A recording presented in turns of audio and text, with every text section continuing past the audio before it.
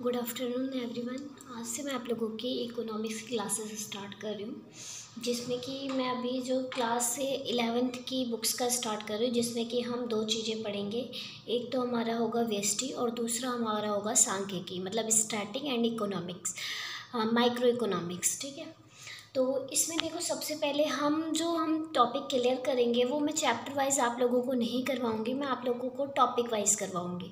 Topic wise का मतलब है जैसे कि सारी चीज़ें आपको पता होनी चाहिए, वेस्टी से रिलेटेड, समष्टि से रिलेटेड, या एनीथिंग एल्स। आपको कोई भी जो भी आपका बुक है ना, उसके अंदर जितने भी चैप्टर्स हैं उनके सभी के टॉपिक ही मैं करवाऊँगी। ठीक है, आपको कोई भी टॉपिक में दिक्कत होती है तो आप मेरे से पूछ सकते हैं। ओके, सबसे पहले जो अभी हम पढ़ेंगे वो हम पढ़ेंगे दो चीज़ों के बारे में। पहला हमारा है व्यष्टि और दूसरा है हमारा सांख्यिकी।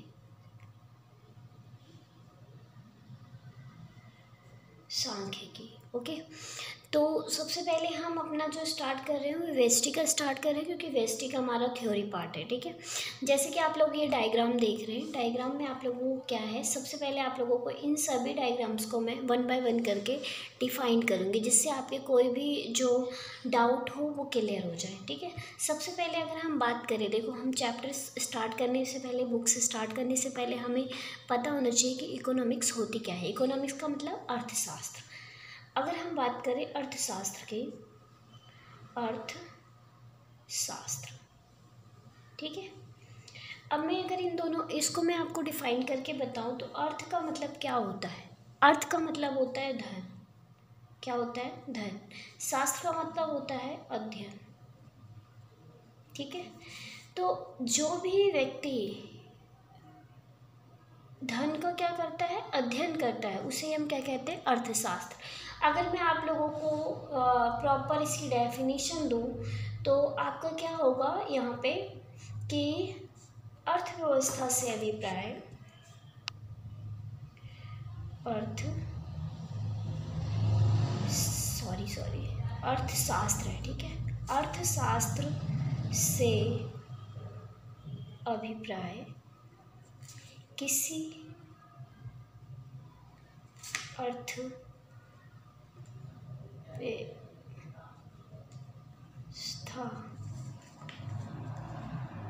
के अध्ययन से है।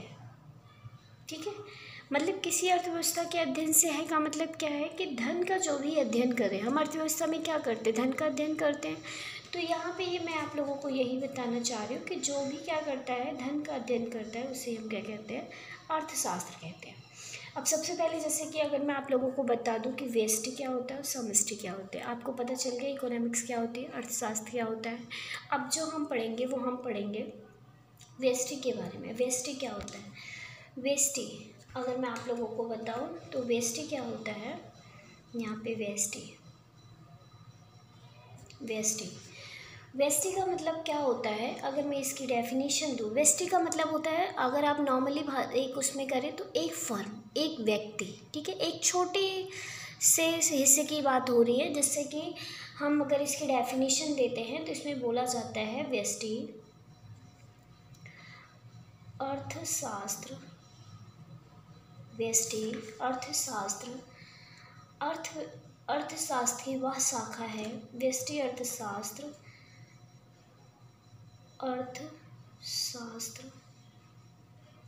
की वह शाखा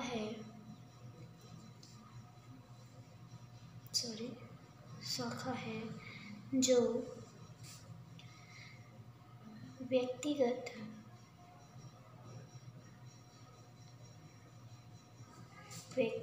स्तर पर आर्थिक समस्याओं का अध्ययन करती है। आर्थिक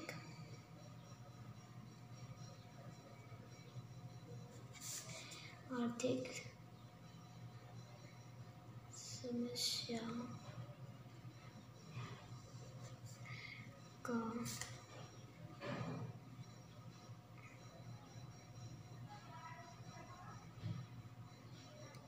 अध्ययन करती है।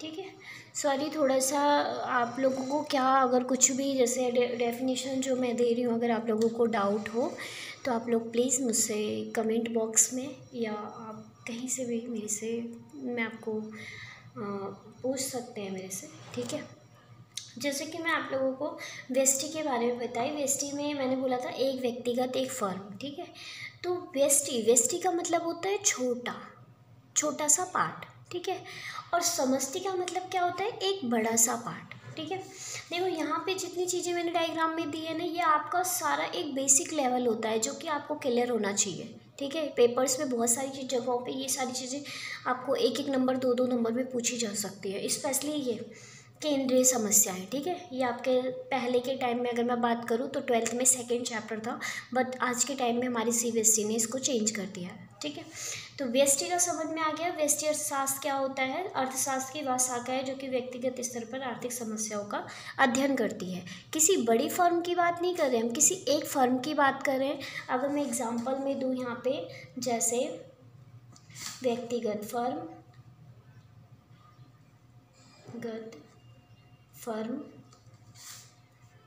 ठीक है, एक व्यक्तिगत फर्म हो गया या आपका उद्योग हो गया, ऐसे इससे रिलेटेड है एक्सेट्रा। ठीक है, अब मैं बात करती हूँ आप लोगों के समष्टि अर्थशास्त्र की। समष्टि अर्थशास्त्र, इसमें देखो एक व्यक्तिगत फर्म, ठीक है, एक व्यक्तिगत फर्म हो गया, फर्म का उत्पादन करती है, और एक व्यक्तिगत मांग हो गई। इसमें अगर दूसरा करोगे तो इसमें एक व्यक्तिगत मांग हो जाएगी। व्यक्तिगत मांग का मतलब क्या होता है, अभी हम मांग के टॉपिक पे आएंगे तब हम बात करेंगे। मांग का मतलब होता है किसी चीज़ की मांग करना। जैसे कि सर्दियों का टाइम होता है तो सर्दियों में हम क्या करते हैं, ठंडी स्वेटर्स वगैरह का यूज़ करते हैं। ज़्यादा ठंडी होती है तो इसकी वजह से हम मोटे कपड़ों का यूज़ करते हैं, तो हमारी मांग किसके लिए, स्वेटर्स वगैरह के लिए बढ़ जाती है। तो व्यक्ति जिस चीज़ की मांग करेगा ये भी हमारी व्यष्टि में आती है। ठीक है, अब हम दूसरी चीज़ के बारे में बात करते हैं जिसे हम क्या कहते हैं, समष्टि। समष्टि का मतलब होता है यहाँ पूरी अर्थव्यवस्था से रिलेटेड होता है। ठीक है, अगर मैं इसकी डेफिनेशन दूंगी तो डेफिनेशन में क्या होगा, समष्टि अर्थशास्त्र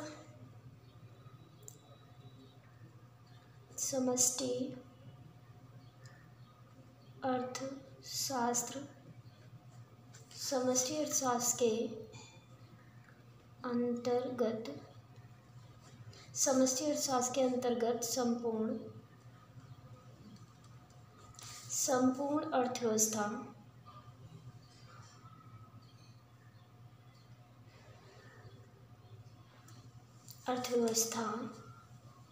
तथा उसके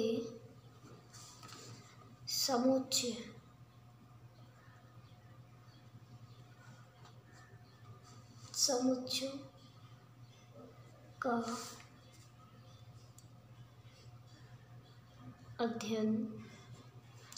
का अध्ययन किया जाता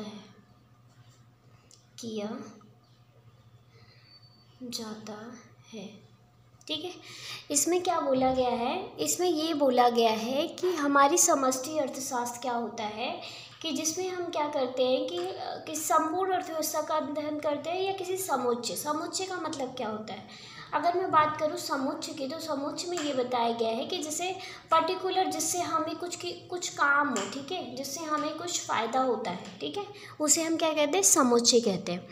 अब देखो व्यष्टि और समष्टि में डिफरेंस बताना बहुत ही इजी है। अगर मैं बात करूँ आप लोगों की समष्टि अर्थशास्त्र और व्यष्टि अर्थशास्त्र की, ठीक है, तो व्यष्टि का मतलब होता है एक छोटे स्तर पे अध्ययन किया जाता है, लेकिन समष्टि में क्या होता है, एक बड़े लेवल पे अध्ययन किया जाता है। ठीक है, तो आपको ये बातें पता होनी चाहिए। अगर आप लोगों को ये बात पता नहीं होगी तो आपको पेपर में बहुत ज़्यादा डाउट होता है। आप लोगों की 11th क्लास में समष्टि और व्यष्टि में डिफरेंस भी आ सकता है। ठीक है, तो आपको ये बात पता होनी चाहिए। ठीक है, अब हम अगले टॉपिक के बारे में बढ़ते हैं, अपने अगले टॉपिक के बारे में। इसमें सबसे पहले तुम्हारा क्या बोला गया है, नेक्स्ट टॉपिक क्या होगा। अगर मैं इसकी मैंने आप लोगों को एग्जांपल्स नहीं दिए है ना, तो मैं आप लोगों को एग्जांपल दे देती हूँ। जैसे इसमें बोला गया है, जैसे समग्र मांग, समग्र मतलब क्या होता है? समग्र मान। देखो इकोनॉमिक्स पढ़ना बहुत ही आसान है, और अगर आप एक बार ना इसको अच्छे से एनालिसिस समझ लेते हैं तो आपको बहुत ही इजी लगेगा। इससे अच्छा, इससे इंटरेस्टिंग चैप्टर, इससे अच्छे टॉपिक्स कहीं नहीं मिलेंगे आपको, ठीक है।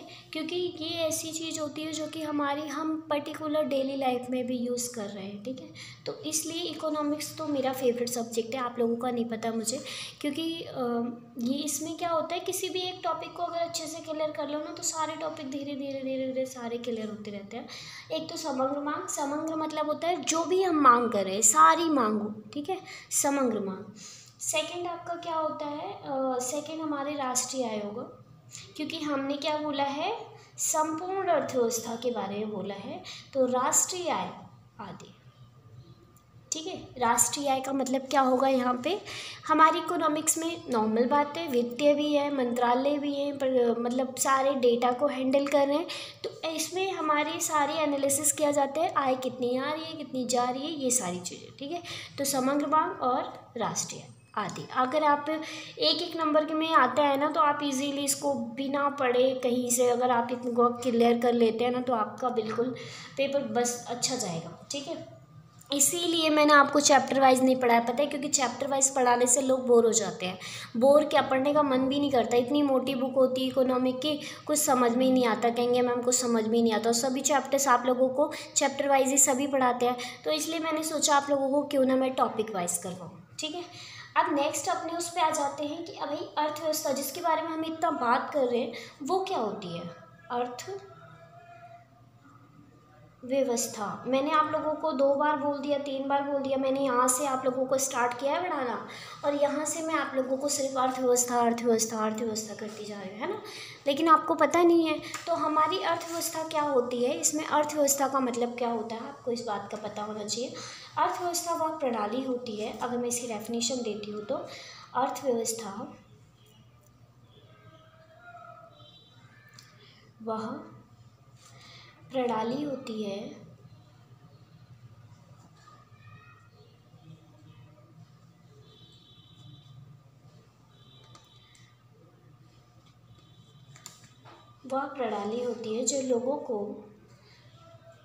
जो लोगों को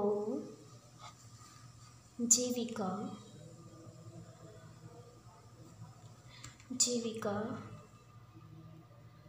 अर्जित करने के साधन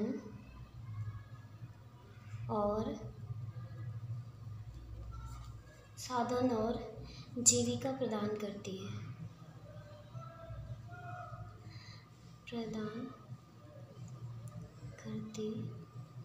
है, ठीक है। अब देखो मैं ये नहीं कहूँगी कि आप रट्टाफिकेशन करो, बिल्कुल नहीं कहूँगी, ठीक है। रट्टाफिकेशन इसलिए नहीं बोलूँगी क्योंकि एक रट्टाफिकेशन एक ऐसी चीज़ है जो कि एक टाइम बाद ना हम भूल जाते हैं, तो आपको रट्टाफिकेशन नहीं करना है बिल्कुल भी, आपको इन पॉइंट्स को समझना है। अर्थव्यवस्था क्या है? अर्थ का मतलब होता है धन, उसकी व्यवस्था, हम धन की व्यवस्था किस तरह से करें, या जो लोग जीविका अर्जित करने के लिए जो काम करते हैं, आय अर्जित के लिए जो काम करते हैं, उनकी व्यवस्था किस तरह से करें, ठीक है। तो यहाँ पे आप लोगों को ये पूरी बातें पता होनी चाहिए कि अर्थव्यवस्था क्या होता है और अर्थव्यवस्था में क्या काम किया जाता है। जैसे कि मैंने लिखा है, अर्थव्यवस्था वह प्रणाली होती है जो कि लोगों को जीविका अर्जित करने के लिए साधन और जीविका प्रदान करती है, ठीक है। साधन और जीविका प्रदान करती है का मतलब क्या है कि आप लोगों को किस तरह से इसके स्टेप्स में, किस तरह से आपको अर्थव्यवस्था में काम करना है, क्या करना है, ये हमें सारी चीज़ें हमारी अर्थव्यवस्था बताती है।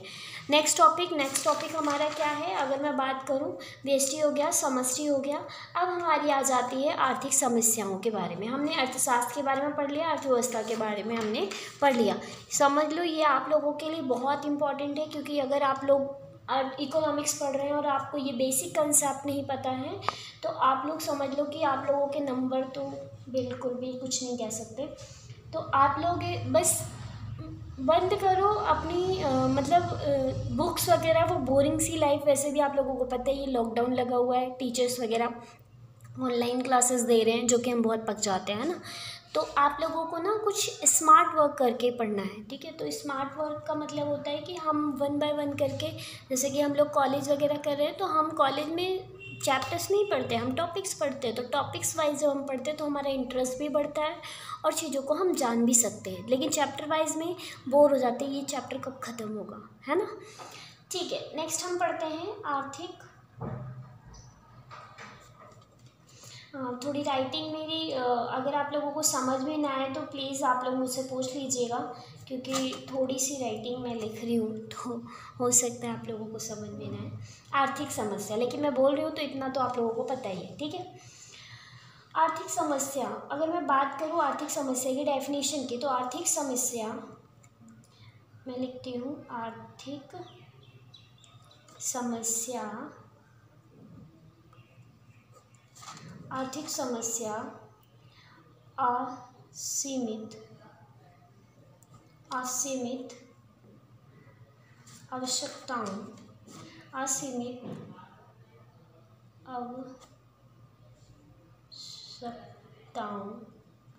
आवश्यकताओं की संतुष्टि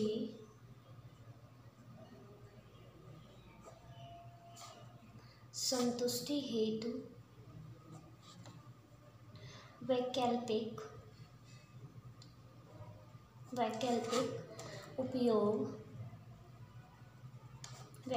उपयोग वाले सीमित साधन या साधनों, ठीक है। साधनों का मतलब बहुत सारा होता है, ठीक है। साधन का मतलब कोई एक साधन। तो यहाँ पे तो हम अर्थव्यवस्था में पढ़ रहे हैं, इकोनॉमिक्स पढ़ रहे हैं, तो हमारे साधनों की बात हो रही है, साधनों के उपयोग। अब भाई साधन का मतलब आपकी गाड़ी भी हो सकती है, साधन का मतलब रोज़ की रेगुलर लाइफ में आप क्या क्या यूज़ कर रहे हैं, खाना, कपड़ा, मकान, दुकान, जो भी आप कर रहे हैं वो सभी साधन है। पंखा, बेड, सब हमारे मतलब हमारे लिए है। तो ये हमारी क्या होंगी, आर्थिक में वैकल्पिक उपयोग कर रहे हैं हम लोग, ठीक है। साधनों के उपयोग के चयन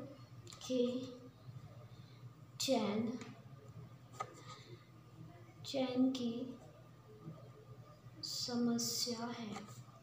एक बात मेरी याद रखना, अगर आपको ना इकोनॉमिक्स में अच्छा बनना है, इकोनॉमिक्स अच्छे से पढ़नी है, तो आपको ना एक भी वर्ड जो कि आपको लगे कि भाई मुझे ये क्लियर नहीं हुआ है, तो आप बिल्कुल उस वर्ड को बिल्कुल क्लियर कर लो। अब बोला गया है चयन का मतलब क्या होता है। जैसे मैंने बोला आर्थिक समस्या, चलो पहले मैं आपको इसके बारे में बता देती हूँ। आर्थिक समस्या का मतलब होता है रेगुलर लाइफ में हमारी कौन कौन सी समस्याएं हैं, ठीक है। पैसों से रिलेटेड है, खाने से रिलेटेड है, भाई पैसे नहीं आएंगे इंसान खाएगा क्या, ठीक है। या फिर बहुत सारी चीज़ें होती हैं, ठीक है। तो आपको इस बात का ध्यान रखना है, ओके। आपको इस बात का ध्यान रखना है कि आर्थिक समस्या असीमित आवश्यकताओं का मतलब क्या होता है। जैसे हमारे घर में पहले के टाइम में पहले टीवी नहीं थी, पापा ने टीवी ला के दे दिया। अब हमारी जो हमारी सीमाएं हैं वो बढ़ती जाएंगी, क्योंकि हम बड़े हो गए, हमें फ़ोन चाहिए, फ़ोन दिलवा दिया, टू व्हीलर चाहिए, टू व्हीलर दिलवा दिया। मतलब हमारी जो इच्छाएं हैं वो असीमित हैं, हमारी इच्छाएं बढ़ती ही रहती हैं, कभी कुछ, ठीक है।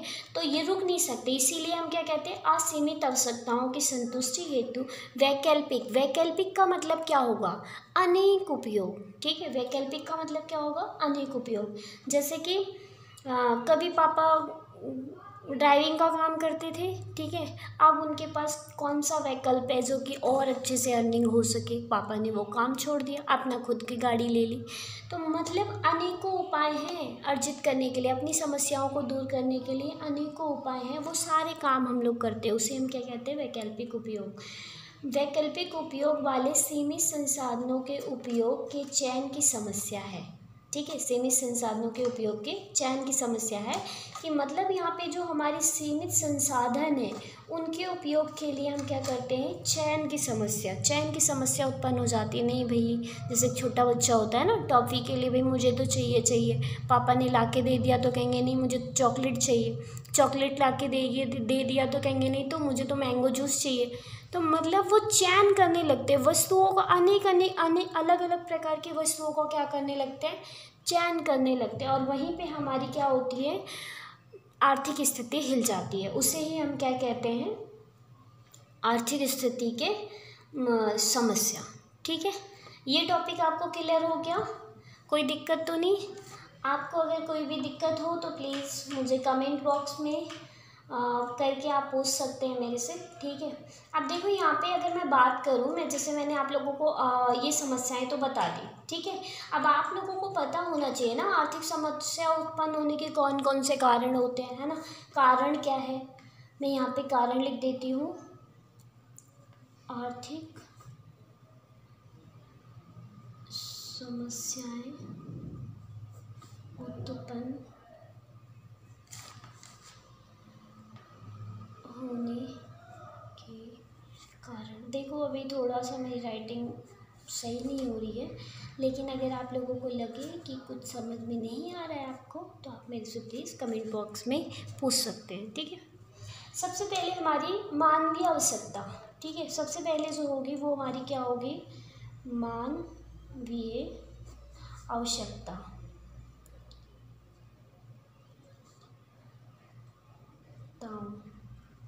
मानवीय आवश्यकताओं का असीमित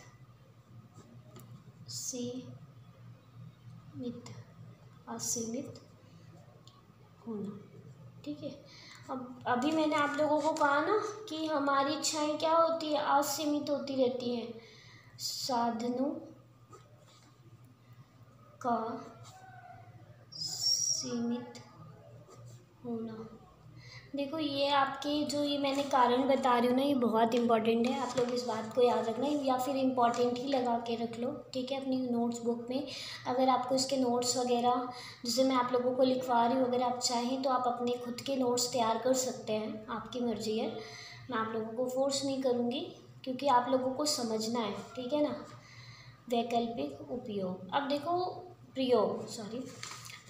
अब देखो यहाँ पे मैंने आपको आर्थिक समस्या बताई। अब आर्थिक समस्या याद रखना, ये 3 नंबर के क्वेश्चन में आ सकता है, बहुत इंपॉर्टेंट है, क्योंकि आर्थिक समस्या के कारण क्या होते हैं उत्पन्न होने के, आपको पता होना चाहिए बिल्कुल। ठीक है, ये बहुत ही ज़्यादा इम्पॉर्टेंट है आप लोगों को। जैसे मैं बताऊं मानवीय आवश्यकताओं, अभी मैंने क्या कहा था आप लोगों को, मानवीय आवश्यकताओं की असीमित होना, कि मानव की सीमा का कोई, अब मैं इसके बारे में ना आपको दोबारा से नहीं लिखूंगी नोट्स। ठीक है, क्योंकि ये तो आपको समझने वाली बात है। अगर आप लोगों को लगे कि नहीं मुझे इसका भी चाहिए तो प्लीज़ एक बार आप मुझे बता देना। ठीक है, कमेंट बॉक्स में। मानवीय आवश्यकताओं का असीमित होना कि मतलब मानव जो है उसकी इच्छाएँ क्या हो रही हैं, बढ़ती जा रही हैं, उसकी आवश्यकताएँ क्या हो रही हैं, बढ़ती जा रही है, तो इसीलिए वो क्या कर रहा है, अनलिमिटेड मांग करने लगता है, असीमित हो जाती है, जो कि इंसान थक जाता है, यार क्या करे, हम कुछ कर ही नहीं पा रहे हैं। ठीक है, बहुत सारे लोग तो कहते हैं यार ज़िंदगी सी तो ख़राब हो गई हमारी। ठीक है ना, मतलब कि आपको पता होना चाहिए बस। ठीक है, संसाधनों का सीमित होना का मतलब है यहाँ पे कि जैसे पेट्रोल हमारा क्या है, सीमित है, लेकिन हम लोग अनलिमिटेड यूज़ करते हैं। पहले हमारे यहाँ पे गाड़ियाँ नहीं थी, है ना, साइकिलें होती थी, तो साइकिलों से 2 व्हीलर आ गया, अब 3 व्हीलर 4 व्हीलर, देख लो हर किसी के घर में 2 व्हीलर आपको मिल ही जाएगी। ठीक है, कोई भी काम हुआ, एक छोटा सा काम भी होता है तो हम अपना बाइक लेके निकल लेते हैं। ठीक है, तो मतलब क्या है कि संसाधनों का सीमित है वो चीज़ें, लेकिन हम उसका यूज़ क्या कर रहे हैं, अनलिमिटेड कर रहे हैं, जिसकी वजह से हमें बहुत सारी दिक्कतें हो रही हैं। ठीक है, नेक्स्ट है संसाधनों के वैकल्पिक प्रयोग, मतलब एक ही वस्तु का अलग अलग उपयोग करना। कभी हमने कुछ कर लिया, जैसे कि वैकल्पिक प्रयोग हो गया साधनों का, तो यहाँ पे जैसे कोलगेट कर रहे हैं, कोलगेट की जगह पे क्लोजअप कर लिया, क्लोजअप की जगह पे बाबुल टूथपेस्ट कर लिया, मतलब वैकल्पिक, जहाँ पे वो नहीं तो वो सही, वो नहीं तो वो सही। ठीक है, तो मतलब उसके अनेकों उपयोग हम कर सकते हैं, एक ही वस्तु के अनेकों उपयोग कर सकते हैं, जैसे आपके प्राइस के अकॉर्डिंग जो भी आपको लगता है आप इस तरह से कर सकते हैं। उसके बाद नेक्स्ट जो होगा वो हमारा होगा अर्थव्यवस्था। तुम्हारा जो नेक्स्ट है वो कौन सा है, केंद्रीय समस्या। देखो अभी मैं जो ये आपके टॉपिक्स करवा रही हूँ ना, अभी जो मैं आप लोगों को ये टॉपिक्स करवा रही हूँ, ये बहुत इम्पॉर्टेंट है क्योंकि ये आपके पेपर्स में कई बार आए हैं। मैंने भी इकोनॉमिक्स ली थी और मुझे भी पता है, ठीक है। तो यहाँ पे अर्थव्यवस्था ये मोस्ट इम्पॉर्टेंट क्वेश्चन है, हर साल क्वेश्चन पेपर में आता है। वैसे आप लोग किसी गलतफहमी में मत रहना इस बार कि आप लोगों का एग्ज़ाम नहीं होगा, क्योंकि इस बार तो दिक्कत हो गई थी। अब मैं आप लोगों को बोलती हूँ कि अर्थव्यवस्था के केंद्रीय समस्याएं, ठीक है, केंद्रीय समस्याएं। अब देखो यहाँ पे केंद्रीय समस्याएं होती है भाई, हमने बहुत सुना है। अब अगर मैं आप लोगों को बात करूँ ना कि ये कौन सा चैप्टर है, तो सेकंड चैप्टर से स्टार्ट हो गया है, ठीक है ना। लेकिन मैं आप लोगों को कंफ्यूज नहीं कर रही हूँ, ये मत सोचना। मैंने बोला ना आपको कि मैं आप लोगों को टॉपिक वाइज क्लियर कर रही हूँ, ठीक है। तो टॉपिक वाइज क्लियर करने का मतलब ये होता है कि आपको सारा टॉपिक क्लियर होना चाहिए। मैं इसको ज़्यादा नहीं डिटेल में बोलूँगी, बस मैं आपको मेन पॉइंट्स बताती हूँ। केंद्रीय समस्याओं का मतलब क्या होता है, इसमें 3 चीज़ें होती है। क्या उत्पादन करें,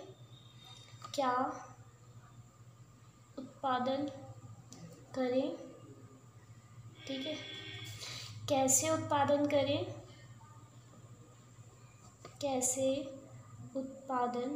करें। मुझे पता है थोड़ी सी वीडियो हमारी लंबी जा रही है, लेकिन मैं क्या कर सकती हूँ, आप लोगों के टॉपिक्स भी तो इतने बड़े होते हैं, ठीक है। इकोनॉमिक्स से मजाक नहीं है, मजाक में मत लेना। किसके लिए उत्पादन करें, ठीक है। अब आपको सबसे पहले ये 3 समस्याएं आपको पता चल गई, ठीक है। अब आपको पता होना चाहिए कि हम इनमें क्या करते हैं भाई। हम इसमें मतलब बोल रहे हैं उत्पादन, क्या उत्पादन करें, तो क्या उत्पादन में जो होता है वो हमारी वस्तुएं होती हैं, ठीक है। हम इसमें वस्तुओं का चयन करते हैं। किसका चयन करते हैं, वस्तुओं का चयन करते हैं। वस्तुओं का चयन में आपकी जैसे एक तो पूंजीगत वस्तुएं होती है, ठीक है, और दूसरी हमारी क्या होती है, उत्पादक वस्तुएं होती है। मैं इसी में आप लोगों को पूंजीगत वस्तुएं, ठीक है, और सेकेंड आपकी उत्पादक वस्तुएं। अब आप लोग पूछेंगे कि भाई पूंजीगत उत्पादक वस्तुएं क्या होती हैं। तो उत्पादक वस्तुएं वो वस्तुएं होती हैं जिसका उत्पादन किया जाता है, ठीक है। सिंपल सी लैंग्वेज सीख लो एक अच्छे से। उत्पादन वस्तुएं क्या होती है, जो कि उत्पादन करता है। पूंजीगत वस्तुएं कौन सी होती है, जो कि हमारी पीढ़ियों से चली आ रही होती है, उसे हम पूंजीगत वस्तुएं कहते हैं। पूंजीगत वस्तुओं में अगर मैं एक एग्जाम्पल दूँ तो ये मशीन हो जाएगी, ठीक है, मशीन हो गई। और क्या हो सकता है, आपकी ज़मीन भी हो सकती है, ठीक है। ज़मीन भी आपकी पूंजीगत वस्तुएं हैं। थोड़ा सा स्पेस कम है तो आप लोगों को शायद, लेकिन मैं बोल रही हूँ तो आप लोगों को पता होना चाहिए। इसमें क्या होगा, गेहूँ, चावल एक्सेट्रा, जितनी भी मतलब चना दाल ये सब जो भी उत्पादन हो रही है, ठीक है।